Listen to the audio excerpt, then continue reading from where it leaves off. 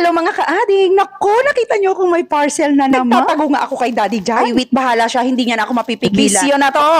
Bahala talaga siya. Paano naman, hindi na talaga ako mapakali. Mukhang sakit na to. Yung tipong hindi na ako nasasanay na hindi nakakatanggap ng parcel. Sinumulan ko na nga buuin tong in-order ko para sa CR. Ano ba naman, sama-sama yung toothpaste, yung shampoo, yung conditioner, at yung sabon. Tapos nakita ko nga tong napakamurang bathroom rack. Kaya naman hindi na ako nagsayang ng oras. Wala na patumpik-tumpik. Kahit wala nang kainin, basta mapaganda ko lang yung CR. Pag nagutom sila, pakingat-ngat na lang yung bathroom rack. Kung gusto nyo nga nito, ilagay ko na lang sa comment section ang kanyang link. At nang maka-order kayo, mga kaading. Wala, nagkaganito na nga yung boses ko. Bakit ba? Mo na nga, okay lang yan. Sige, magsisimula na nga akong magbuo nito. Medyo mahirap nang magbuo nito. Kailangan mo ng matinding focus. Mabutit na patulog ko na yung bunso ko. Maganda nga din tong nabili ko kasi adjustable naman yung tubo kahit gaano pa kaliit at kataas ang yung kisame ay kayang-kaya niyang maging fit. Ayan nga, at nakita nyo, natapos ko na siyang assemblein. Kaya naman, tara, i-fitting na natin. Medyo natagalan nga ako sa part na yan kasi kailangan ko pang i-adjust o natanggal pa nga. Hirap nga ni. Isa nga ni ako sa mga nanay na naisisingit pa ang mga ganitong bagay. Sa mga budget na ibinibigay ni Mister para lang gumanda ang kabahayan. Kaya kailangan galing-galingan ng paghawak ng pera nga ni. Oh ha, sino ka dyan?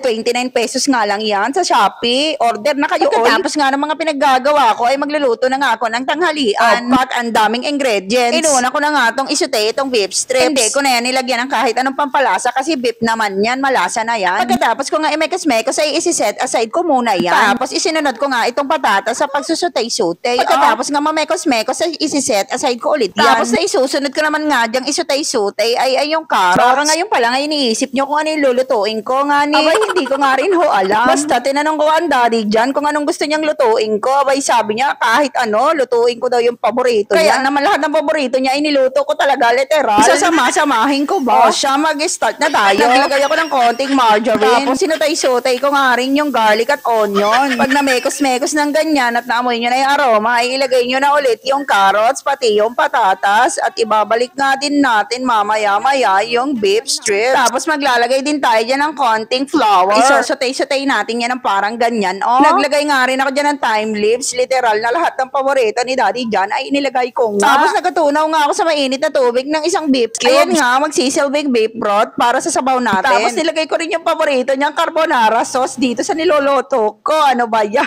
At isa pang paborito ni Daddy Jan, ito nga mushroom. Tapos paborito niya nga rin daw ang corn. Kaya naman inilagay ko na rin. Ewan ko na lang kung di pa rin yan magustuhan. Literal na paborito mo lahat ng nandiyan. Eto nga't ibinalik na natin yung beef strips na ginisa-gisa natin kanina. Tapos naglagay din ako ng konting heavy cream diyan. O diba? Ang sarap ko mag-meses. Literal na masunorin ako. Favorite din ni Daddy Jan yung celery. Kaya naglagay din ako. Nag-iisip pa nga rin ako diyan kung ano pa paborito niya ilalagay ko. At yan nga ay nailagay ko na rin tong broccoli na isa din sa mga paborito niya. Sino ka dyan? Literal na mababanggit niya talaga yan mamaya pag natikman niya tong niluto ko para sa kanya. Inumpisahan ko na nga lagyan ng pambalasa. Nilagyan ko na lang paminta at asin. At naluto na nga rin sa wakas ang ulam na inaantay ni Daddy Jan. O saan pa siya makakakita ng ganyang luto na kumpleto lahat ng paborito niya ay nasa isang ulam lang. Tignan niya naman at napaka-kreme at mukha talagang masarap. Diba? Ako nga muna ang titikam at nang mapintahan. Alaman ko talaga kung masarap nga yung niluto ko. Ay talaga naman gumaganong-ganong pa ako. Ano? Ayan na nga, tinikman na nga niya.